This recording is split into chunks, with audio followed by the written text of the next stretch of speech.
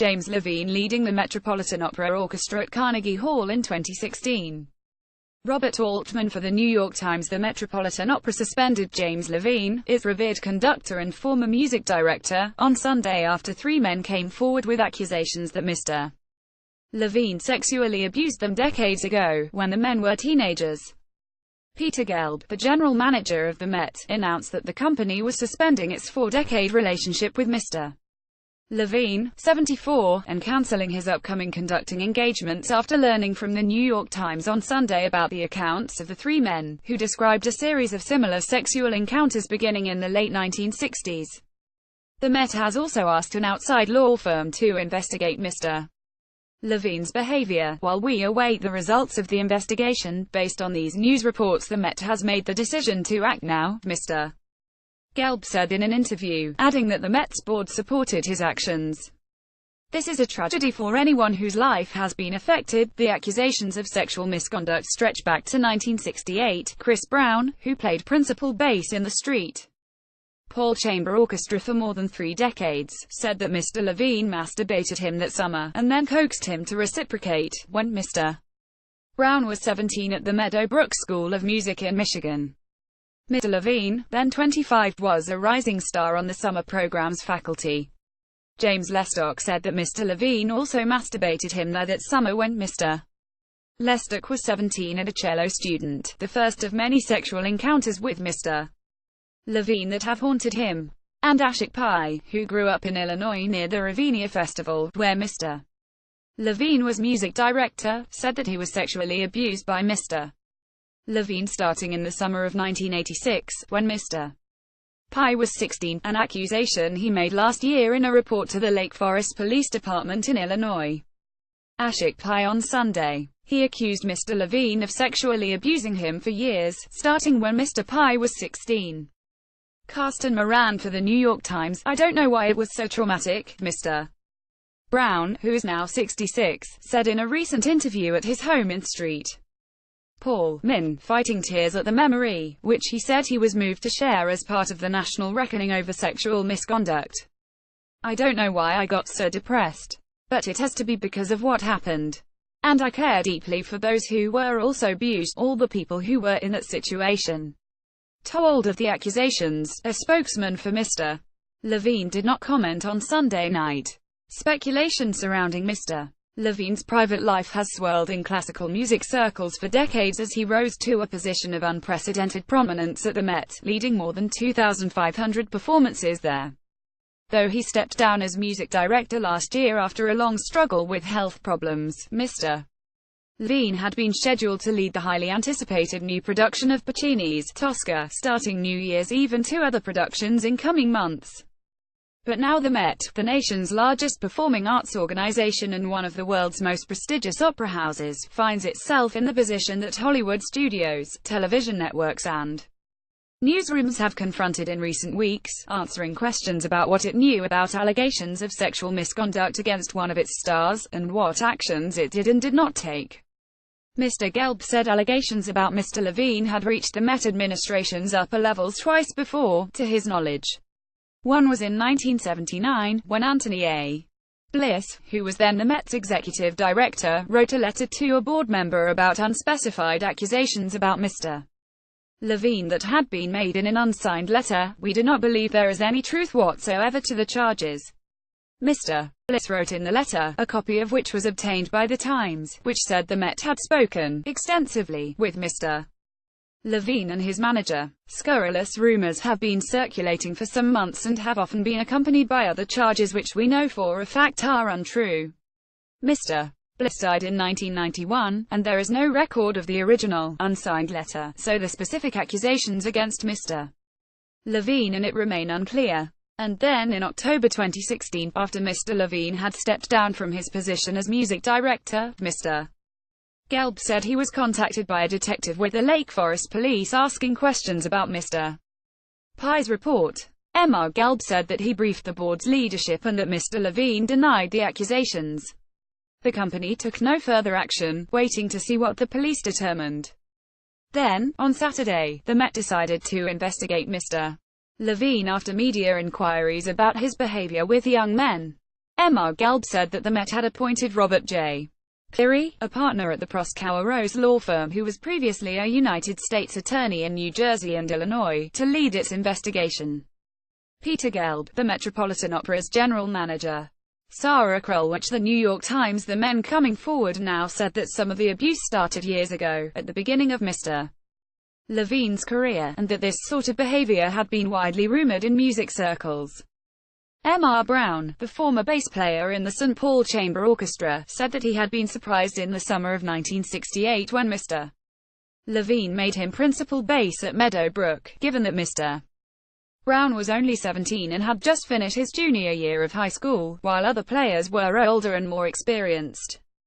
He said that he was initially flattered when Mr. Levine, the conductor of the school's orchestra and the director of its orchestral institute, began to invite him to his dorm room late at night. At the third meeting, Mr. Brown said, Mr. Levine began talking about sex. At that point I think it was basically a combination of fatigue and being young that allowed me to go to the bed, it was the bottom bunk, and have him masturbate me. Mr. Brown said. And then, almost immediately, he asked for reciprocation. And I have some very, very strong pictures in my memory, and one of them was being on the floor, and he was on the bottom bunk, and I put my hand on his penis, and I felt so ashamed. The next morning I was late to rehearsal, said Mr. Brown, who had been raised a Christian Scientist and recalled that he had received little sex education. I was in a complete daze. Whatever happens when you get abused had happened, and it wasn't just sexual. At their next meeting, Mr.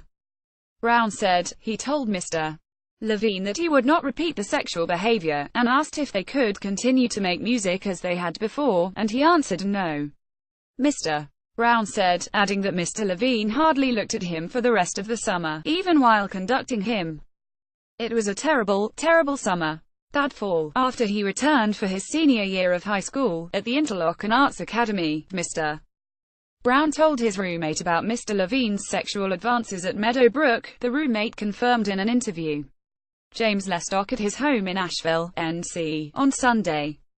He accused James Levine of sexual misconduct when Mr. Lestock was a teenager. Jacob Bieber for The New York Times. Mr. Lestock, the teenage cello student at Meadowbrook, said in a telephone interview that he had a similar experience that summer in Mr. Levine's dorm room. During the discussion, he suggested that I take my clothes off, because this would be natural and honest and expand my outlook on the world. Mr. Lestock said. My initial response included the word, no, I was not interested in that. But he ignored that, and pursued the point, and convinced me to let him masturbate me. Mr. Levine at that point was also an assistant conductor at the Cleveland Orchestra, and was surrounded by a tight-knit clique of musicians who were awed by him and followed him as his career took off. Mr. Lestock joined that group, whose members studied music together, traveled together, ate together, and sometimes died together. But he said that over the years he was sometimes subjected to humiliating sexual encounters with Mr. Levine. At one point in Cleveland, where he moved in 1969 to study at the Cleveland Institute of Music, he said that Mr. Levine encouraged the members of the group to put on blindfolds and masturbate partners they could not see. They did, Mr. Lestock said. This was the extent to which he had control. Mr. Lestock said. Another member of the group, who spoke on the condition of anonymity to guard his privacy, said that he had also taken part in a blindfolded masturbation session. A few years later, in a hotel near the Ravinia Festival, Mr. Lestock said that Mr. Levine caused him physical pain, telling him that he should expand his range of emotions, and pinching him, repeatedly and hard, on his legs. Once I started to break down and cry, he continued to try to hurt me. Mr. Lestock said of Mr. Levine, who was music director of Ravinia from 1973 through 1993, but Mr. Lestock said he felt powerless to leave. If I had left the group at the point, I would have had no career, no income, no friends, and have been totally alone in the world, he said. After following Mr. Levine to New York in the early 1970s, Mr. Lestock, who is now 67, eventually left the group and music. MRPAI said that he first met Mr. Levine when he was 4 years old and his parents took him backstage after a Ravinia concert. In 1985, when Mr. Pi was 15, he said, Mr.